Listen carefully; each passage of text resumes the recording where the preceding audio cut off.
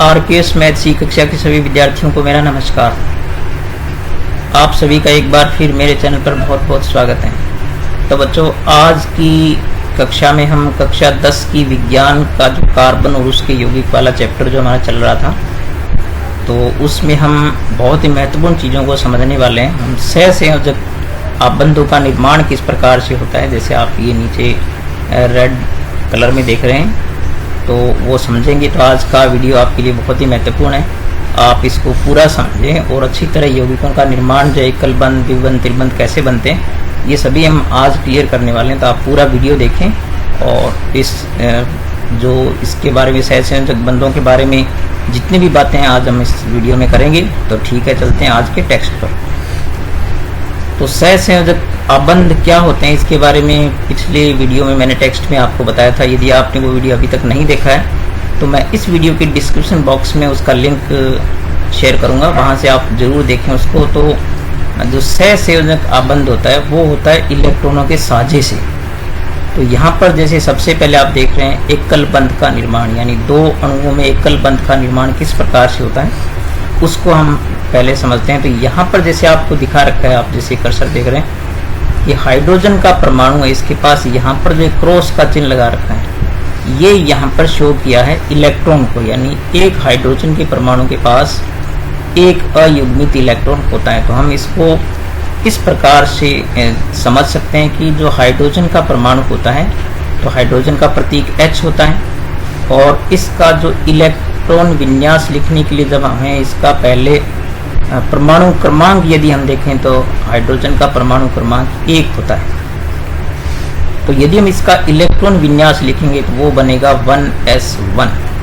तो आप जानते हैं कि s कक्षक की जो क्षमता होती है वो 2 इलेक्ट्रॉनों की होती है, यानी s में 2 अधिकतम इलेक्ट्रॉन रह सकते हैं। तो यहाँ पर 1 है तो इसको 1 इलेक्ट्रॉन और चाहिए। तो ये क्या करते हैं कि इस प्रकार से जब 2 हाइड्रोजन के परमाणु हैं वो जब पास पास में आते हैं तो 1 इलेक्ट्रॉन इसका है और 1 इलेक्ट्रॉन इसका है। तो हम यहाँ पर इस प्रकार से इसको दर्शा सकते हैं कि जैसे आपके पास ये एक हाइड्रोजन का परमाणु है और इसके पास 1 इलेक्ट्रॉन है ये, और दूसरा जो हाइड्रोजन परमाणु है इसके पास भी 1 इलेक्ट्रॉन है। तो ये क्या करते हैं कि इन दोनों इलेक्ट्रॉनों का साझा करते हैं, करते हैं, यानी जब ये अणु का निर्माण करते हैं तो ये बिल्कुल इस प्रकार से आप ये समझें कि 1 इलेक्ट्रॉन इसका और 1 इलेक्ट्रॉन इसका, इन्होंने इसका साझा कर लिया।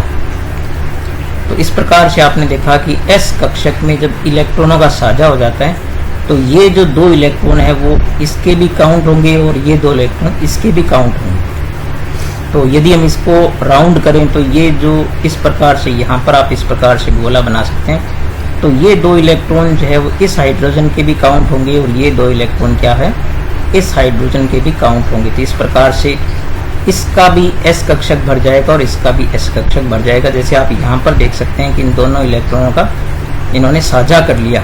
तो इस प्रकार से जब दो तत्वों के अंदर जो है वो एक इलेक्ट्रॉन का साझा होता है, यानी आप इसको यहाँ पर फिर हम देखें कि जैसे ये हाइड्रोजन है तो 1 इलेक्ट्रॉन इसका था और 1 इलेक्ट्रॉन इस हाइड्रोजन का था, इन्होंने एक इलेक्ट्रॉन का साझा किया। तो इस प्रकार जो आप यहाँ पर ये स्थिति देख रहे हैं तो ये एकल बंध का निर्माण करते हैं, यानी एक इलेक्ट्रॉन के साझे से एक इलेक्ट्रॉन के साझे से किसका निर्माण होता है, एकल बंध का निर्माण होता है, जिसको हम इस प्रकार से लिख सकते हैं। जैसे यहाँ पर ये हुआ एकल बंध। इस प्रकार से हाइड्रोजन के एक अणु में, जैसे हाइड्रोजन का एक अणु जो इस प्रकार से हम यहाँ पर यदि दर्शाएं तो ये बन गया H2। तो इस प्रकार से हाइड्रोजन के एक अणु में 2 परमाणु हाइड्रोजन के एकल बंध से क्या रहते हैं, बंधे हुए रहते हैं। तो यहाँ पर आपको ये समझना है कि जब 2 इलेक्ट्रॉनों का साझा होता है तो एकल आबंध का निर्माण होता है। तो यहाँ निष्कर्ष के रूप में आपको ये बात याद रखनी है यहाँ पर कि 2 इलेक्ट्रॉनों के साझे से एकल बंध का निर्माण होता है। ये बहुत महत्वपूर्ण बात। आप इस प्रकार से इस हाइड्रोजन के अणु का जो निर्माण हुआ है, अपने यहाँ पर इसको H2 लिखते हैं, तो इसका जो निर्माण हुआ है वो इस प्रकार से 2 इलेक्ट्रॉनों के साझे से, 2 इलेक्ट्रॉनों के साझे को हम एकल बंध द्वारा इस प्रकार एक ऐसी लाइन खींच करके इसको व्यक्त करते हैं। अब हम समझते हैं द्विबंध का निर्माण। तो द्विबंध का निर्माण आपको समझने के लिए, जैसे हम ऑक्सीजन का उदाहरण लेते हैं तो हम जानते हैं कि ऑक्सीजन का जो परमाणु क्रमांक होता है वो होता है 8। ठीक है, तो ऑक्सीजन का परमाणु क्रमांक जो है वो 8 होता है। और यदि हम इसका इलेक्ट्रॉन विन्यास लिखें तो वो इस प्रकार से आता है। इलेक्ट्रॉन विन्यास 1s2 2s2 और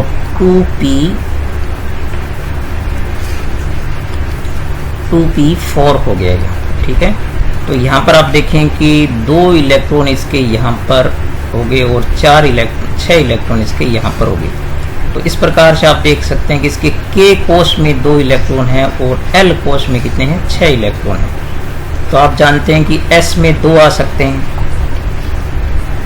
और P में 6 आ सकते हैं। P कक्षक जो होता है तो उसमें 6 इलेक्ट्रॉन आ सकते हैं। यहाँ पर आप देख सकते हैं कि P में इसके पास 4 है, इसका मतलब ये 2 इलेक्ट्रॉन और ले सकता है।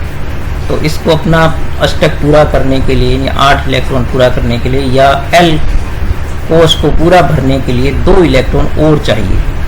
तो ये क्या करते हैं, जैसे यहाँ पर आप स्थिति देख रहे हैं, ये जो अंतिम 6 इलेक्ट्रॉन इस प्रकार से ऑक्सीजन के यहाँ पर दर्शाए गए हैं। तो ये 6 क्रॉस के जो निशान लगा रखे हैं, तो ये इसके 6 जो है वो बाह्यतम कोश के इलेक्ट्रॉन हो गए, जो यहाँ वाले ये जो 6 और 6 इसके। तो इस प्रकार से क्या है कि ये जब पास में आते हैं, तो मैं यहाँ पर आपको दर्शाता हूँ कि जैसे ये ऑक्सीजन का परमाणु,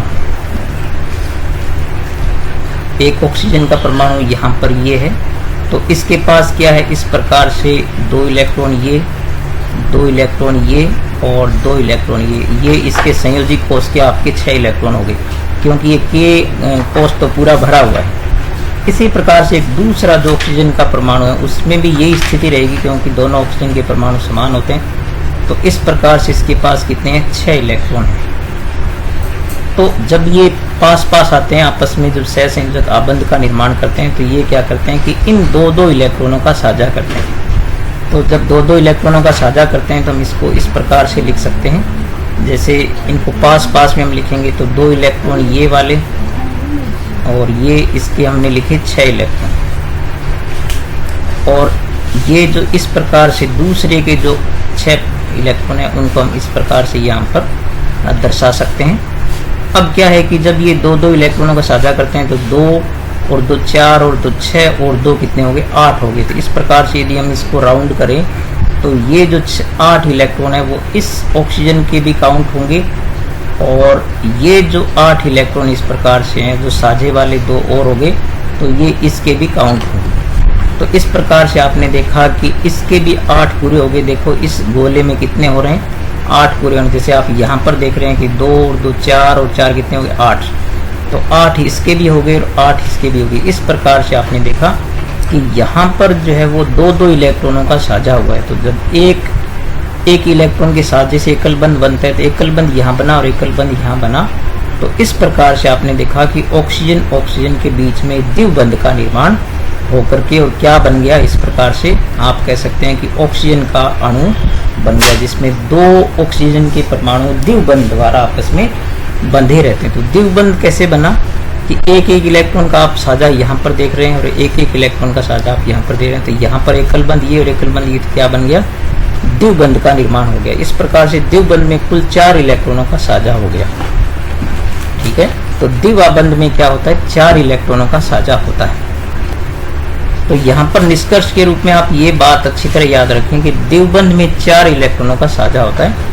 तो यहाँ पर एक बार आप फिर देख लीजिए, मैं यहाँ पर जो आपको ये बता रहा हूँ, जैसे अपने इसको इस प्रकार से दर्शा दें। तो ये देखो यहाँ पर और यहाँ पर आप देखें कि जो नीले इलेक्ट्रॉन दिखाई दे रहे थे, एक इलेक्ट्रॉन के साथ जैसे एकल बंध यहाँ बना और एकल बंध यहाँ बना, तो इस प्रकार से क्या बन गई है, द्विबंध का निर्माण होकर के ऑक्सीजन का एक अणु बन गया इस प्रकार से। ठीक है, तो इस प्रकार से द्विबंध का निर्माण होता है। अब हम त्रिबंध के निर्माण का अध्ययन करते हैं। त्रिबंध के निर्माण को समझने के लिए हम नाइट्रोजन का उदाहरण लेते हैं। तो हम जानते हैं कि नाइट्रोजन का परमाणु क्रमांक जो है वो कितना होता है, 7 होता है। तो यदि 7 का हम इलेक्ट्रॉन विन्यास लिखेंगे तो 1s2 2s2 और 2p3 होगा। तो इस प्रकार हमने देखा कि यहाँ पर जो K कोश होता है उसमें तो 2 इलेक्ट्रॉन पूरे हैं, क्योंकि S में 2 आते हैं। अभी मैंने आपको बताया जैसे S में 2 आते हैं और P में अधिकतम कितने आते हैं, 6 आ सकते हैं। तो यहाँ पर आप देखेंगे इस S में 2 भरे हुए हैं, और यहाँ पर जब हम L कोश की बात करते हैं तो S में 2 भरे हुए हैं, लेकिन P में यहाँ पर 6 है, 3 है, और होने कितने चाहिए, 6। तो इस प्रकार से इसमें 3 इलेक्ट्रॉन और आ सकते हैं, यानी 3 इलेक्ट्रॉनों की इसमें कमी है।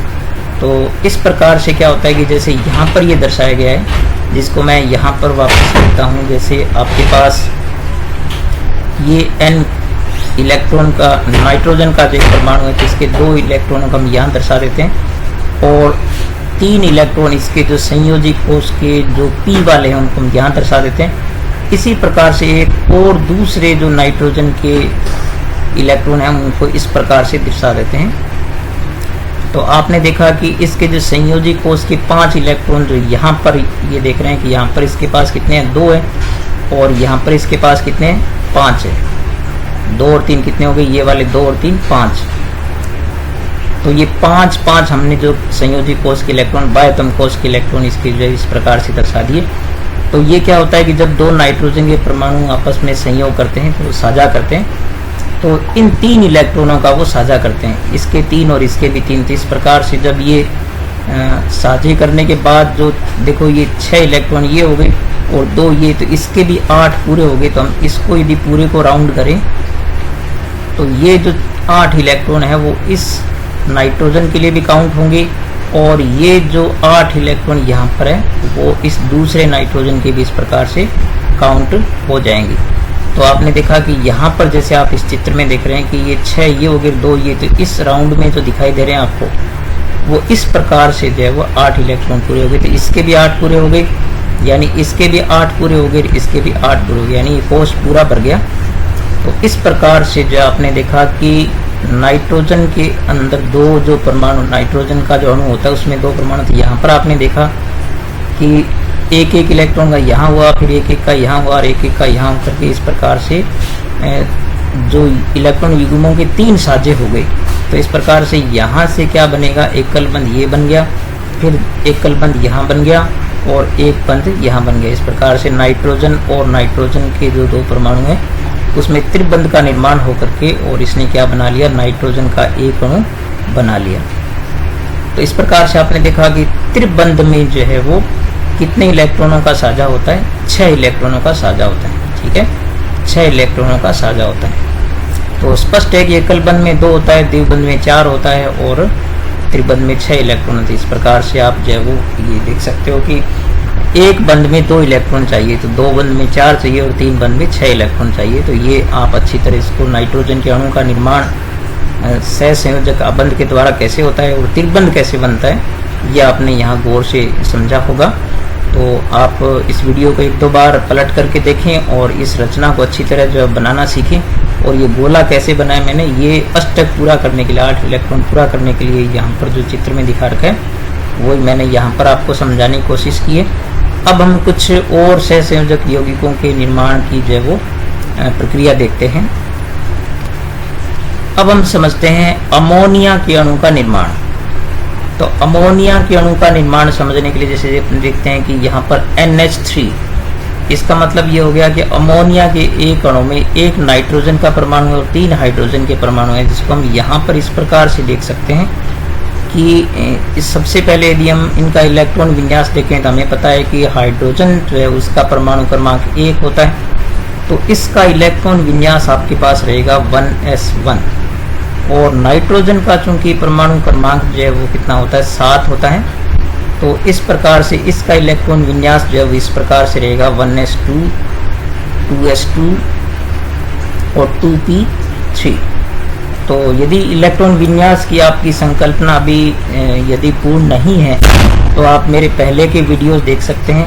पहले चैप्टर मैंने अच्छी तरह इलेक्ट्रॉन विन्यास कैसे लिखा जाता है ये मैंने अच्छी तरह समझाया। तो यहाँ पर देखो 2 इलेक्ट्रॉन हो गए, यहाँ पर 2 और 3 कितने हो गए, 5 इलेक्ट्रॉन हो गए। तो इस प्रकार से इसमें K कोष तो जो है पूरा भरा हुआ है, लेकिन आप यदि L कोष की बात करें तो यहाँ पर चूंकि S की क्षमता कितनी होती है, 2 होती है और P की क्षमता कितनी होती है, 6 होती है। तो यहाँ पर हम देखेंगे कि S में 2 है लेकिन P में 3 है, इसका मतलब ये 3 इलेक्ट्रॉन और ले सकता है। तो यहाँ पर जो स्थिति आप देख रहे हैं ये इस प्रकार से बनी है कि जो नाइट्रोजन का एक परमाणु जो होता है, इसके पास जैसे अपने ये 5 इलेक्ट्रॉन, यहाँ S वाले 2 को मैं यहाँ पर दर्शा देता हूँ,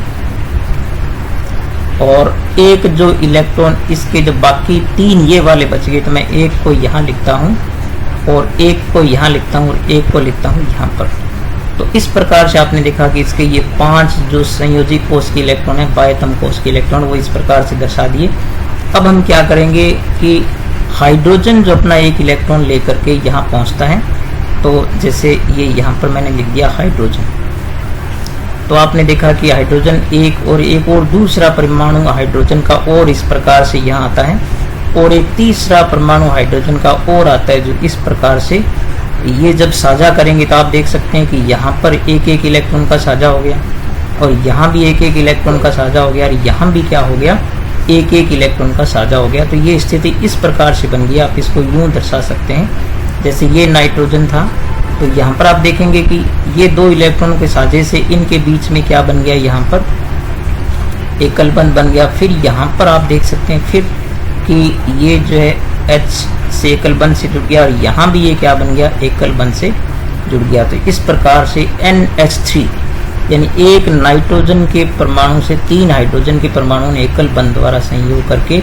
और इस प्रकार से क्या बना लिया, नाइट्रोजन अमोनिया के अणु का निर्माण कर लिया। तो इस प्रकार से आप देख सकते हैं कि इसमें NH3 में एक नाइट्रोजन के परमाणु से 3 हाइड्रोजन के परमाणु एकल बंध द्वारा संयोजित रहते हैं। ठीक है, तो उनको वो 3 एकल बंध एक साथ त्रिबंध में नहीं होते हैं, अलग अलग एकल बंध में होते हैं। जैसे आप यहाँ पर इसको गौर से देखिए तो N के साथ एकल बंध में ये H है, और N के साथ एकल बंध में ये H है, और N के साथ एकल बंध में ये H है। तो इस प्रकार से NH3 के अणु का निर्माण, अमोनिया के अणु का निर्माण इस प्रकार से होता है।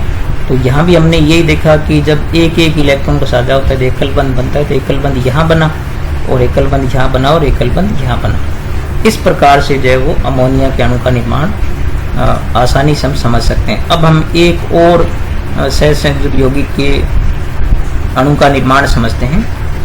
तो यहाँ पर जैसे ये चित्र आप देख रहे हैं, इसमें मेथेन के एक अणु का चित्र दिया गया है। तो इसको हम इस प्रकार से समझते हैं कि मेथेन के जो एक अणु होता है उसका सूत्र होता है CH4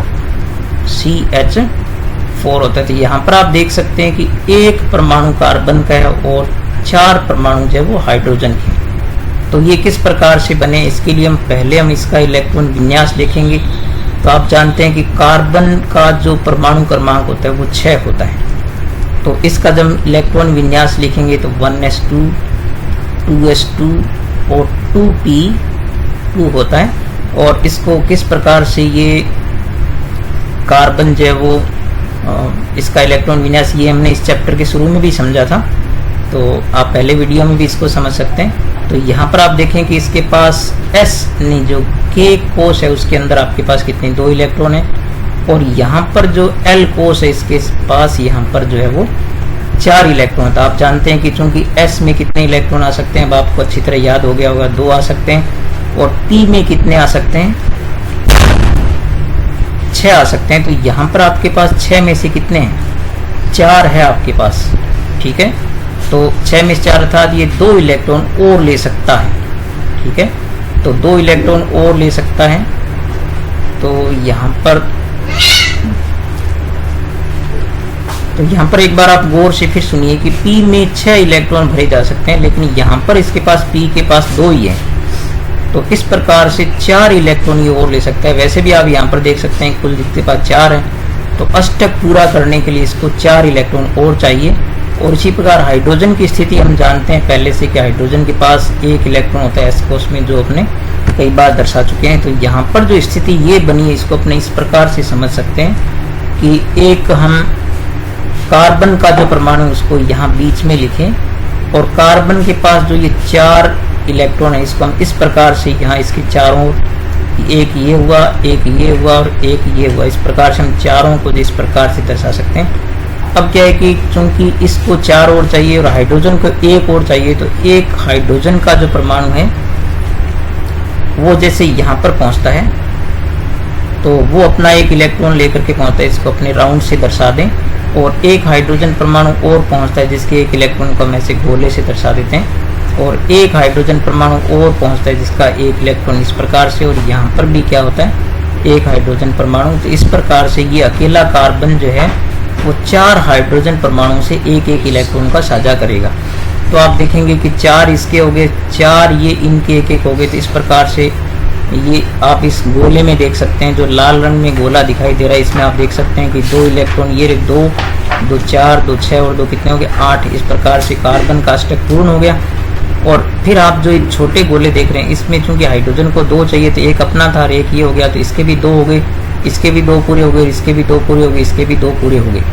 इस प्रकार से इनके जो है वो संयोजी कोष पूरे भर गए। तो यहाँ पर आप देख सकते हैं कि जब ये एक एक इलेक्ट्रॉन का साझा हुआ, तो इस स्थिति को हम इस प्रकार से दर्शा सकते हैं कि यहाँ पर एकल बंध द्वारा कौन जुड़ गया, हाइड्रोजन जुड़ गया, और यहाँ भी क्या जुड़ गया, एकल बंध द्वारा हाइड्रोजन जुड़ गया। यानी 2 इलेक्ट्रॉन साझे से एकल बंध का निर्माण होता है। तो यहाँ भी एक हाइड्रोजन जुड़ गया और यहाँ भी क्या जुड़ गया, एक हाइड्रोजन जुड़ गया। तो इस प्रकार से ये CH4 यानी C के साथ कितने हाइड्रोजन परमाणु जुड़ गए, 4। तो CH4 यानी मीथेन के अणु का निर्माण हुआ है। और वैसे इसमें हम जो इस चैप्टर में हालांकि इसके बारे में नहीं बताया गया ज़्यादा, लेकिन क्या होता है कि ये मीथेन का जो अणु होता है वो त्रिविमीय रूप से संयोजित होता है, और इन प्रत्येक जो संयोजकता इनके बीच में 109 डिग्री और 28 मिनट का कोण बनता है, और ये त्रिविमीय चतुष्फलकीय संरचना का निर्माण करता है। और फिर ये एकल बंध के बारे में यदि अपने देखें तो एकल बंध जो होता है वो चूंकि इलेक्ट्रॉनों के साझे से होता है, तो इनमें विपरीत ध्रुवों के आवेश के रूप में ये नहीं बंधे होते हैं, इसलिए एकल बंध या द्विबंध या त्रिबंध अधिक मजबूत नहीं होते हैं क्योंकि वो साझे से बनते हैं। तो इस प्रकार से आज हमने जो है वो एकल बंध, द्विबंध और त्रिबंध का निर्माण समझा, और कुछ और अणुओं का भी निर्माण, सहसंयोजी यौगिकों का निर्माण जो हमने समझा है। तो आप इस वीडियो को 2-3 बार गौर से देखना, और इन ऐसे अणुओं का निर्माण किस प्रकार से होता है और इनके चित्र कैसे बनेंगे, तो ये भी आप अच्छी तरह और सीखें।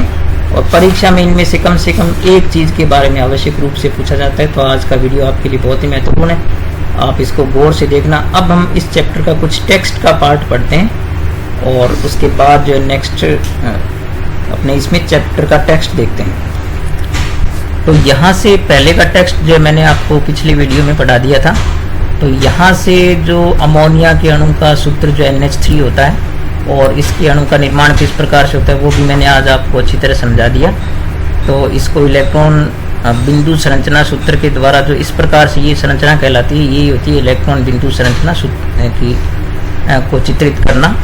तो ये हमने पढ़ लिया है। इसी प्रकार से मीथेन के अणु का निर्माण भी मैंने आपको समझाया। तो ये इलेक्ट्रॉन बिंदु संरचना सूत्र जो होता है वो इसी को कहते हैं। जैसे आप ये इलेक्ट्रॉन के द्वारा जब अणु को दर्शाते हैं तो यही होता है इलेक्ट्रॉन बिंदु संरचना।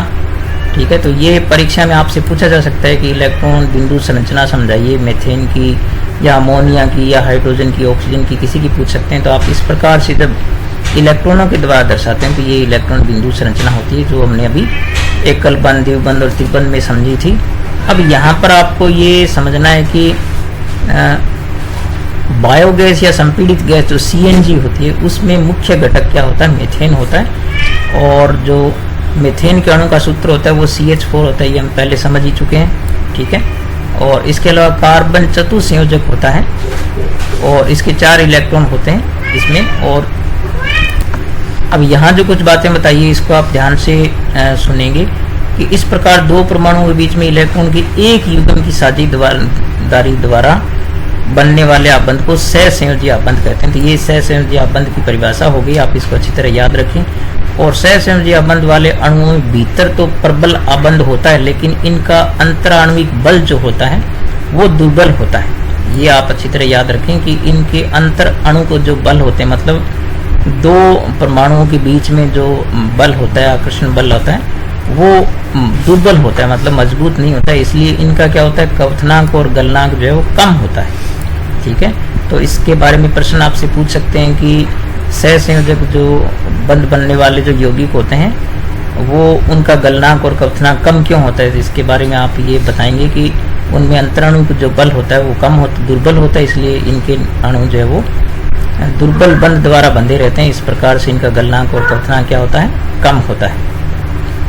इसके अलावा आप ये देख सकते हैं कि चूंकि परमाणुओं के बीच इलेक्ट्रॉन की साझेदारी होती है, तो सहसंयोजक यौगिक वाले जो बंध वाले जो यौगिक होते हैं वो विद्युत के कुचालक क्यों होते हैं, ये भी आपको याद रखना है कि जब जितने भी सहसंयोजक यौगिक बनते हैं तो उनमें जो परमाणुओं के जो इलेक्ट्रॉन होते हैं वो सभी युग्मित हो जाते हैं, उनके पास मुक्त इलेक्ट्रॉन या अयुग्मित इलेक्ट्रॉन नहीं बचते हैं, इसलिए जब वो विद्युत के क्या होते हैं, कुचालक होते हैं। तो ये छोटे छोटे प्रश्न इसके बारे में यहाँ पर पूछे जा सकते हैं। इसके अलावा यहाँ पर कार्बन के जो अपर रूप हैं, तो कार्बन क्योंकि एक तत्व है, इसके 3 प्रकार के अपर रूप होता है, एक हीरा होता है, एक ग्रेफाइट होता है और एक फुलरिन होता है। जैसे यहाँ पर आप देख सकते हैं ये हीरा और ये ग्रेफाइट और ये फुलरिन।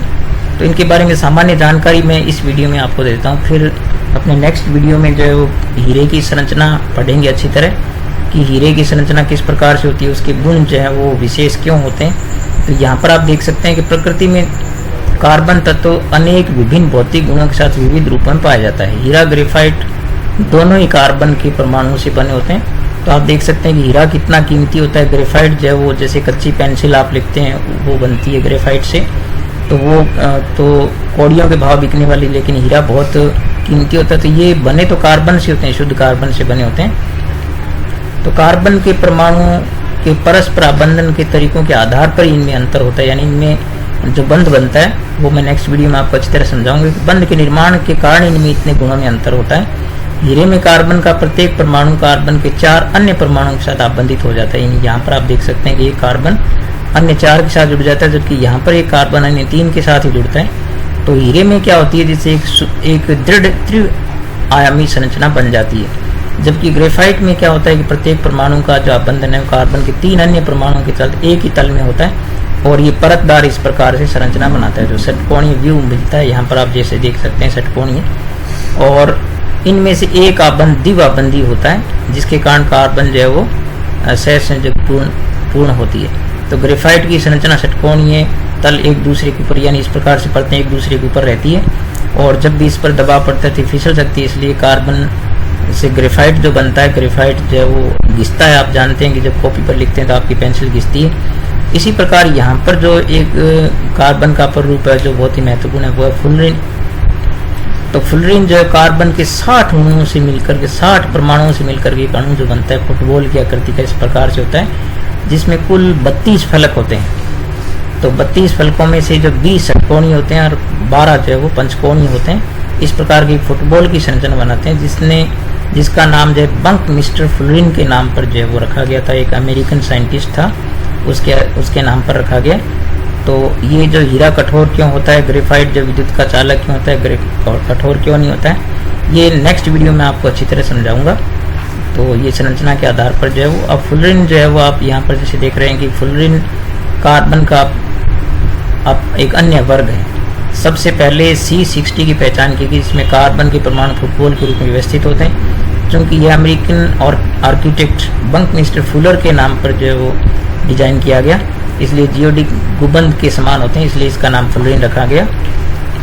और इसके बाद ये कुछ जो है वो प्रश्न दिए गए जिनका मैं आपको इस चैप्टर के अंत में सबसे लास्ट में जिनके आंसर बताऊंगा। और फिर नेक्स्ट वीडियो में हम कार्बन की सर्वोत्मुखी प्रकृति के बारे में भी पढ़ेंगे कि कार्बन जो है वो इस प्रकार से इतने यौगिक क्यों बनाता है। तो आज की वीडियो के लिए इतना ही। आज जितने मैंने सहसंयोजक आबंध और आपको जो बताया उसको आप गौर से समझिए, और हीरे ग्रेफाइट और फुलरिन के जो कुछ गुण हमने पढ़े उनको भी आप पढ़ें। और नेक्स्ट में मैं इनके आपको किस प्रकार से इनमें बंध बनता है, इनके गुण क्यों होते हैं विशेष, इन पर क्या प्रश्न पूछे जा सकते हैं, वो नेक्स्ट वीडियो में आपको बताऊंगा। तो आज के लिए इतना ही ठीक है। अगर अभी तक आपने मेरा वीडियो लाइक नहीं किया तो तुरंत लाइक कीजिए, कमेंट कीजिए, और मेरा चैनल यदि आपने सब्सक्राइब नहीं किया तो सब्सक्राइब कीजिए। अब मेरा चैनल जो है वो 1000 सब्सक्रिप्शन से थोड़ा ही दूर है, तो आप अपने दोस्तों के साथ शेयर कीजिए। और ये जो पहली एक सीमा होती है 1000 सब्सक्राइब करके, ये आप पूरा कीजिए। आपके स्नेह से मैं इतना इसके काफ़ी नज़दीक पहुंचा हूं, तो आप ज़रूर मेरा इतना जो है वो और सहयोग करेंगे और इससे आगे भी बढ़ाएंगे, ठीक है। और 1000 सब्सक्रिप्शन के बाद हम जानते हैं हम लाइव क्लास ले सकते हैं, तो आप ये मेरा टारगेट ज़रूर पूरा कीजिए, ठीक है। आप पढ़ते रहिए, मिलेंगे नेक्स्ट वीडियो में, तब तक नमस्कार।